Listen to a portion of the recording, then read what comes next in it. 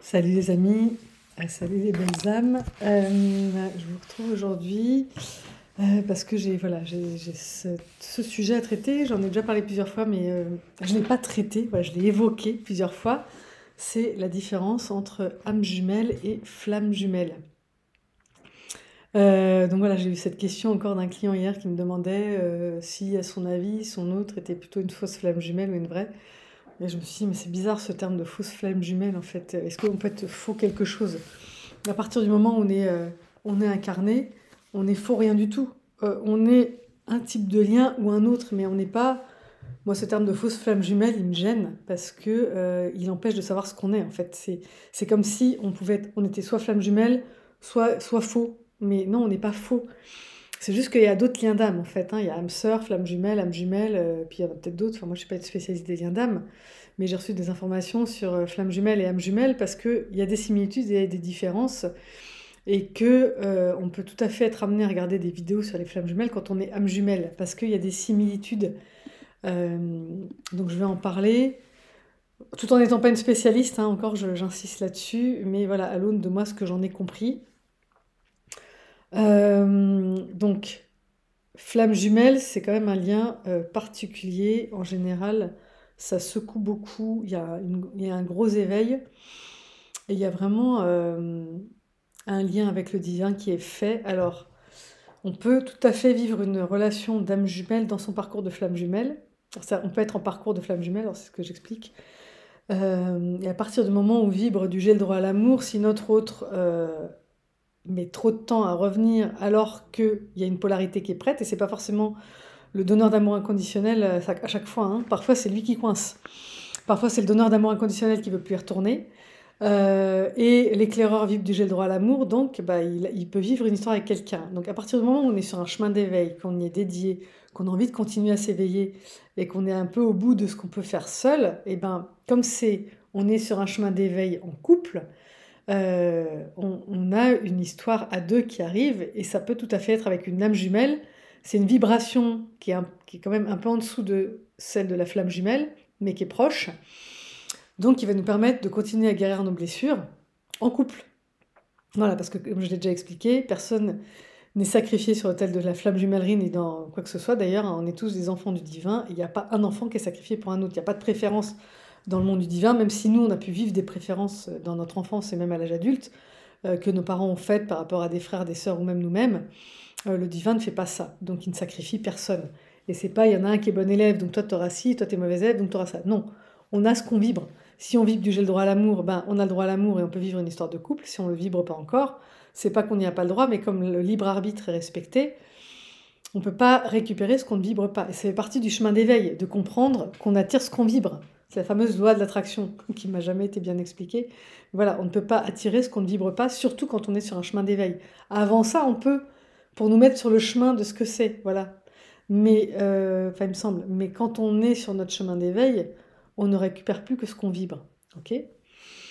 Donc à partir du moment où on sait, même si on est sur notre chemin, sur notre parcours de flamme jumelle, à partir du moment où on est arrivé à un certain stade d'éveil, un certain stade de guérison, si notre autre n'est pas là, rien n'empêche à ce qu'on vive une histoire avec quelqu'un d'autre. Et de toute façon, c'est fait pour ça, c'est prévu comme ça.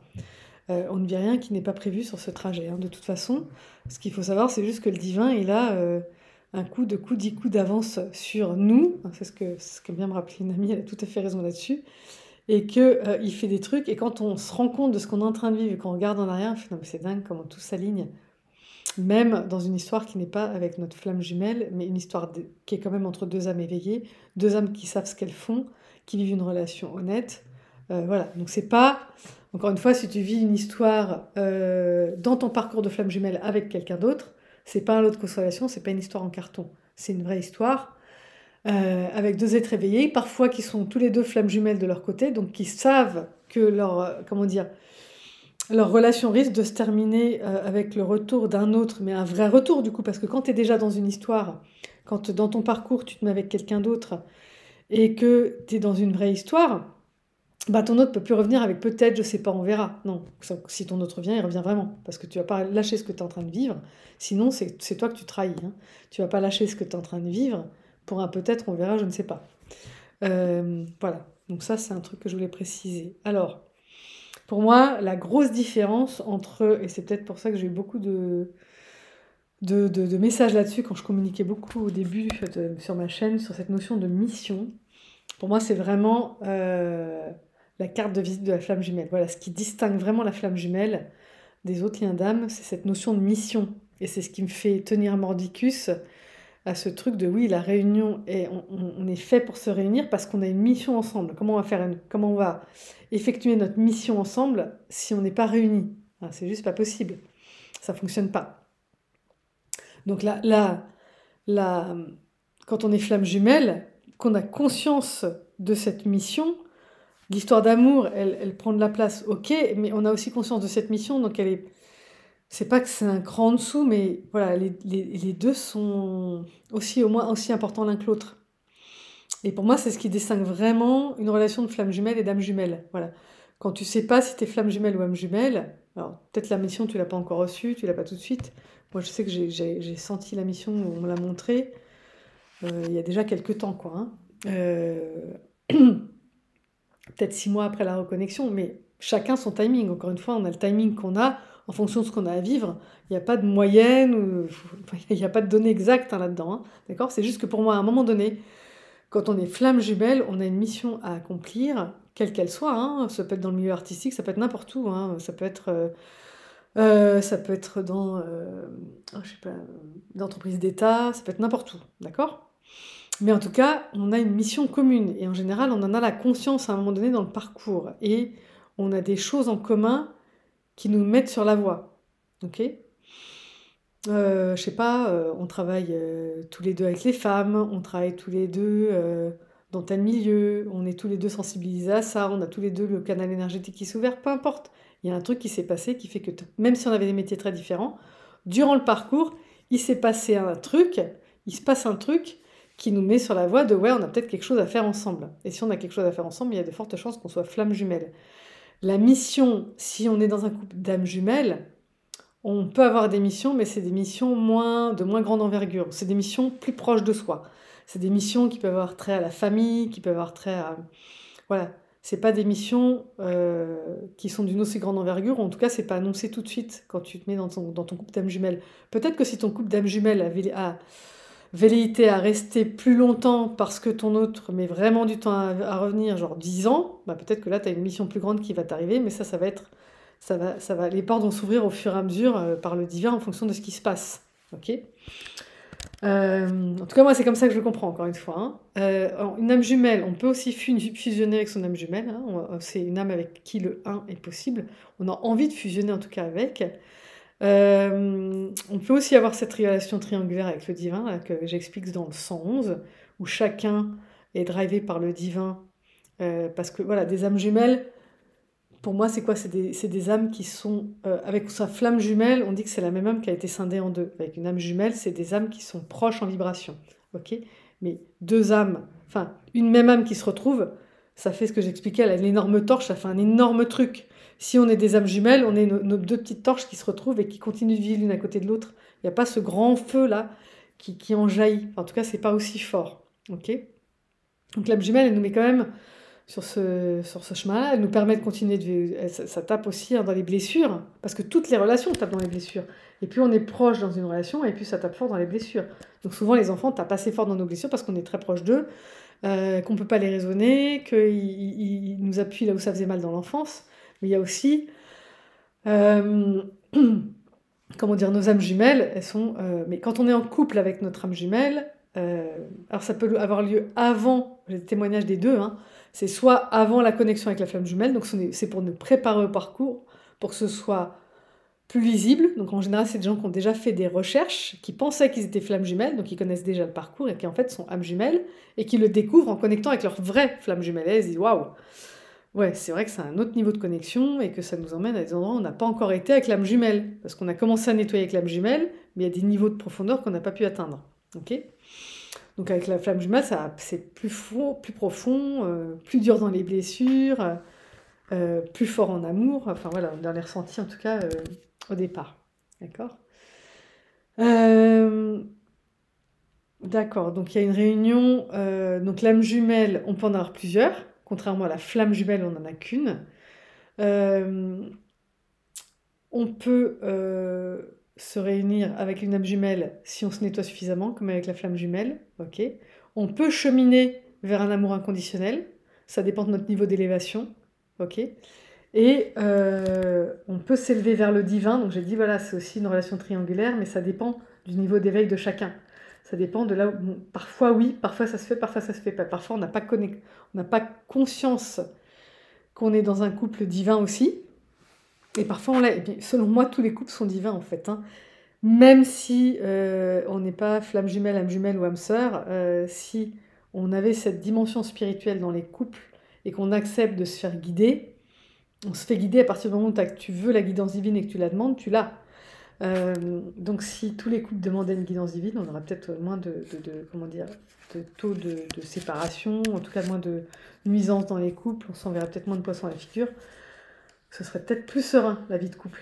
Okay, donc, bon, ça, c'est mon point de vue. Donc, vraiment, dans la flamme jumelle, on est habité par cette dimension de la mission commune, de la mission divine. Donc, l'amour ne prend pas toute la place, parce qu'il y a cette dimension qui est là aussi, qui drive très fort les deux flammes jumelles, et qui n'est pas aussi fort. Voilà, avec une âme jumelle, on va peut-être plus se laisser happer par l'histoire d'amour et moins se poser la question de la mission commune, alors qu'avec une flamme jumelle, la mission commune tape très fort à la porte, ok. Elle est là. Euh, L'âme jumelle, elle n'a pas forcément un rôle d'éveilleur de conscience, ok. C'est pas sa priorité. Euh, T'es pas forcément obnubilé par ton autre quand t'es âme jumelle, ok. C'est pas aussi fort. C'est pas aussi fluide qu'avec une âme sœur, hein, où j'ai beaucoup été, enfin voilà, j'ai vécu aussi, enfin, une âme sœur, c'est plus facile, tu vois, mais c'est pas, donc c'est pas forcément aussi fluide qu'avec une âme sœur, mais c'est plus facile qu'avec une flamme jumelle. Voilà. Avec une âme jumelle, on peut avoir aussi plus de similitudes. On peut vraiment avoir. Alors, si tu te mets en couple avec une âme jumelle, ça va être une polarité aussi. C'était chaser-runner, ok. Donc, de toute façon, ça sera ton complémentaire, mais les différences seront moins marquées. Il y aura plus de similitudes qui feront que ce sera, comment dire, comme une façon plus soft de se familiariser avec qu'est-ce que c'est qu'un yang inné face à un yin inné, tu vois. Chacun arrive à vivre sa polarité de façon plus soft parce que la complémentarité est là, mais il y a aussi beaucoup de points communs qui fait que la complémentarité est moins forte. Dans le yin-yang, là, le petit rond, bah, il est plus gros. Voilà. Donc il y a plus de zones en commun qui font qu'on arrive à vivre nos complémentarités avec plus de compréhension, plus de... Donc c'est vraiment un... Ça peut vraiment aider à cheminer sur ce parcours de flamme jumelle quand c'est prévu comme ça, ou quand ça se joue comme ça, parce que ton autre met vachement de temps à revenir, alors que toi, tu es prêt. Si tu es prêt, parce que tu as suffisamment déblayé devant ta porte, tu as suffisamment guéri tes blessures individuellement, bah voilà, tu peux exactement vivre une histoire d'âme jumelle. Quand tu as du mal à avancer sur ton parcours, on va plutôt t'envoyer une âme sœur. Enfin, c'est l'impression que j'ai dans les témoignages que j'ai récoltés. On va t'envoyer quelque chose de plus facile pour que tu te détendes, que tu t'ouvres, que tu te laisses un peu aller, que tu te laisses un peu poupougner parce que tes blessures sont trop fortes en fait, hein, et on t'envoie une âme sœur qui est vraiment au petit soin avec toi et qui t'aide à complètement ressentir que tu as le droit à l'amour, que tu es aimable, que tu vois que tu n'as pas besoin de te battre pour tout et que tu peux aussi te laisser aller et qu'on peut t'aimer même si tu n'en fais pas des caisses. Ça va t'aider à guérir ton yang blessé notamment et à engrammer que tu as le droit à l'amour. Donc parfois, on va t'envoyer une âme sœur parce qu'on voit que tu souffres trop dans ce parcours et que c'est difficile pour toi. Et parfois, on va t'envoyer une âme jumelle parce que ton autre met du temps à revenir alors que toi, tu es prêt ou tu es prête et que du coup, on ne te laisse pas en carafe et que tu peux continuer de cheminer, mais sur un parcours moins exigeant, moins difficile, moins confrontant, tout en l'étant quand même. Voilà, je ne sais pas si c'est clair, mais moi, c'est comme ça que je comprends l'histoire. Et voilà. Tac, tac, tac. Voilà, donc pour moi, encore une fois, je le répète parce qu'on me pose de temps en temps encore les questions. Pour moi, la réunion d'une flamme jumelle, elle n'est pas optionnelle parce que la mission n'est pas optionnelle, mais il peut y avoir des résistances, d'accord. Donc une âme jumelle, on est là pour se faire travailler, et une flamme jumelle, on est là pour se réunir parce qu'on a une mission commune. Mais avec une âme jumelle, on peut aussi vivre une histoire très proche d'une flamme jumelle, encore une fois, une histoire forte, une histoire avec beaucoup d'amour inconditionnel, avec une très forte envie de fusionner. Voilà, on peut tout à fait vivre ça. Ce sera un cran en dessous, encore une fois, pour les raisons qui sont... on ne retrouve pas, c'est pas notre autre âme, c'est pas notre autre fragment d'âme, notre autre morceau d'âme, notre autre moitié d'âme, voilà, je trouve le bon mot. C'est une autre âme qui vibre, voilà, à l'unisson avec nous, et donc qui va peut-être venir alimenter notre feu, mais pas aussi fort. Donc voilà, je disais, la flamme jumelle, elle est faite pour se réunir, elle. On s'attire comme des aimants, on se rencontre dans cette vie-là. Quand on se rencontre dans cette vie-là, pour moi, c'est qu'on a velléité à se réunir. On se rencontre, on doit se faire travailler sur nos blessures pour que nos égos diminuent fortement avec cette histoire de piston, que notre âme reprenne les commandes et qu'alors on puisse accomplir notre mission. On ne peut pas accomplir sa mission avec son ego. On ne peut accomplir sa mission qu'avec son âme, parce que c'est une mission qui est exigeante, parce que c'est une mission parfois d'envergure, parce que c'est une mission qui nécessite d'être en contact avec les autres, donc il faut être le plus clean possible. Donc voilà, donc ça nécessite un certain chemin, et même si on a cette notion de vase communicant, même si on a cette notion de vortex, que j'ai déjà expliqué dans d'autres vidéos, à un moment donné, il peut y avoir une peur qui est forte de l'une ou l'autre des polarités, et encore une fois, ça arrive que ce soit le donneur d'amour inconditionnel qui freine à la fin, ça arrive que ce soit l'éclaireur, on parle plus souvent du freinage de l'éclaireur à la fin, mais il y a aussi le donneur d'amour inconditionnel qui dit non, maintenant je suis bien seul, je veux plus entendre parler de lui, donc il rejette, donc ça veut dire qu'on a encore une blessure de rejet à nettoyer. Quand on fait vivre du rejet à quelqu'un, c'est qu'on le porte aussi en soi. Quand on se fait vivre du rejet à soi-même, c'est qu'on le porte en soi. Donc, si on est encore dans le rejet de notre autre, c'est qu'on vit encore quelque part de la blessure de rejet. On peut dire par contre, sans être dans le rejet, on peut dire je lui rouvrirai ma porte quand je verrai qu'il est au niveau d'engagement où moi je suis aujourd'hui. Ça c'est autre chose, c'est pas du rejet. C'est des limites, ok. Et c'est pas de l'amour, alors il y a des confusions aussi, mais ça sera un autre sujet. Non, l'amour conditionnel, non, ça n'a rien à voir. C'est pas parce qu'on aime inconditionnellement les gens qu'on doit tout supporter d'eux, c'est pas vrai. Donc on peut aimer inconditionnellement et savoir mettre ses limites. C'est deux choses qui vont ensemble, mais ça fera l'objet d'une autre vidéo. Si je ne l'ai pas déjà dit, il faudrait que je regarde. Bref, donc pour moi la réunion n'est pas une option, mais c'est vrai qu'il peut y avoir le libre arbitre, donc l'ego. Donc l'ego, j'ai pas envie de dire l'ego parce que c'est pas fait comme ça, c'est fait plutôt dans la souffrance. Disons que la résistance ultime au message du divin, parce que quand tu es à un certain stade de ton avancée sur le parcours de flamme jumelle, quand tu es à l'orée de la réunion, elle est orchestrée par le divin. Donc quand une des deux polarités n'y va pas, c'est qu'elle résiste à la guidance divine. Et ça ne peut se faire qu'à cause d'une grosse souffrance. D'accord ? Donc j'ai pas envie de dire l'ego, parce que parfois c'est mal interprété. C'est pas non, je veux pas, gna gna, non, c'est une souffrance, c'est une grosse difficulté à accepter quelque chose dans ce chemin, dans ce parcours. Le regard des autres, la mission, la grandeur de la mission, l'amour, parce qu'on l'a jamais reçu de cette façon-là. Enfin, en tout cas, il y a quelque chose qui fait extrêmement peur à une des deux polarités, qui freine des cas de fer, qui veut pas y aller, et qui va avoir besoin de temps pour continuer de penser ses blessures dans son coin, parce que cette dernière peur-là, elle n'arrive pas. C'est comme si tu t'étais dit, bon ok, c'est bon, on va sauter en parachute, tu te prépares, tu te sens prête. La première polarité, elle dit ok, j'y vais, elle saute, et puis l'autre, elle reste au bord de l'avion, elle fait non, en fait, je peux pas sauter, ça fait trop peur, quoi, ok. Et ben le mec derrière va pas le pousser, parce qu'il risque d'avoir une crise cardiaque dans le saut. Donc on attend, on atterrit, on continue de se préparer, on retente un deuxième saut, on retente un troisième saut, donc ça peut se faire comme ça, en plusieurs fois, pour la polarité qui résiste, à cause encore une fois d'une peur ultime. En général, c'est une peur, hein. On est face à celui qui n'arrive pas à se décider. Et puis en général, l'autre polarité est au courant. Quand ton autre n'arrive pas à y aller, tu es au courant, tu sais ce qui coince. C'est ton autre qui te le dit par télépathie, c'est le divin qui te le dit, en tout cas tu le sais. Donc tu sais ce qui coince, mais tu peux rien faire. Il y a un moment donné où tu n'as plus les commandes, c'est pas que tu n'as plus les commandes, tu peux plus l'aider. En fait, c'est entre le divin et l'autre polarité que ça se joue. Et toi, pendant ce temps-là, on t'encourage à continuer de vivre ta vie et à continuer d'avancer sur ton chemin parce que tu as encore des trucs à apprendre pour ta mission, parce que tu as encore des trucs à vivre en couple, parce que voilà. Donc, en gros, le divin, il te dit, t'inquiète pas, je m'en occupe. Et toi, pendant ce temps-là, fais ci, fais ça, va vivre ci, va vivre ça. Ok ? Donc, tout ça, ça se fait toujours orchestrer par le divin. Mais c'est tout à fait possible, donc c'est pour ça que j'insiste en séance sur le fait que, voilà, si on vibre pas du «j'ai le droit à l'amour», il y a pas que de notre autre qu'on se coupe, c'est aussi enfin de l'amour en général, quoi. Et que quand on vibre du «j'ai le droit à l'amour», même si ton autre n'est pas prêt, tu peux vivre l'amour et c'est quand même, comment dire? Une aspiration, comme c'est l'énergie du divin, s'il y a qu'une énergie, c'est celle-là, c'est celle de l'amour. On est là pour vivre ça, on est là pour vivre l'amour avec un grand A et on peut pas se refuser à le vivre parce que notre autre n'est pas là. Il y a plusieurs formes d'amour à vivre, on peut aimer plusieurs personnes, plusieurs fois dans sa vie, enfin, je veux dire, c'est pas du tout incompatible, hein. Peut-être qu'on a à apprendre aussi à mettre fin à une relation dans l'amour. Je t'aime, mais voilà, maintenant, j'ai mon histoire à vivre avec ma flamme jumelle et puis toi aussi tu as ton histoire à vivre avec ta flamme jumelle, donc on s'aime et on se sépare amoureusement, en tout cas en tant que couple, mais on continue de s'aimer autrement, on continue d'avoir une relation ensemble, mais pas de couple, parce qu'on ne peut pas arrêter de s'aimer et que juste on va s'aimer différemment, par exemple. Donc peut-être qu'on a ça aussi à vivre, hein, quand on vit ça, d'accord? Cette vision élargie de l'amour, OK?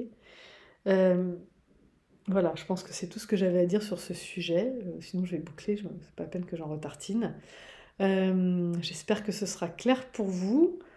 Si vous avez besoin, d'un petit coup de pied de biche, de sortir de l'ornière, de sortir d'un angle mort psychologique, bon, il y en a souvent, hein. Il y a des blessures qu'on ne voit pas parce qu'elles sont dans l'angle mort. Il y a des guérisons qui ne se font pas parce qu'elles sont dans l'angle mort. Si tu as besoin de moi ou de quelqu'un d'autre, mais si c'est moi, amjumelefj@gmail.com, tu reçois un email automatique avec les liens pour prendre rendez-vous avec moi. Il y a tout dans le lien. J'ai mis en place mon planning 2024 parce que j'avais des demandes pour janvier. Donc voilà, mais il y a encore des places, je crois, en décembre. Et j'ai rajouté quelques rendez-vous d'1 heure et demie parce que j'ai vu qu'il y avait plus de demandes sur les créneaux d'1 heure et demie. Mais sachez qu'en 1 heure, on fait du bon boulot, voilà, aussi. Donc voilà, c'est comme vous voulez. Quoi d'autre? Par contre, voilà aussi, vous avez la main pour annuler les rendez-vous ou me prévenir, donc ce serait sympa. Donc il y a des gens qui ne préviennent pas, qui ne répondent pas non plus à mes SMS comme quand je les relance. Donc ça veut dire, que vous êtes face aussi à une de vos blessures. Donc il y a quelque chose à guérir, d'accord? Et c'est pas une posture, respectueuse. Donc moi je le prends pas pour moi parce que je sais ce qu'il y a derrière, juste ça m'enquiquine en termes d'intendance.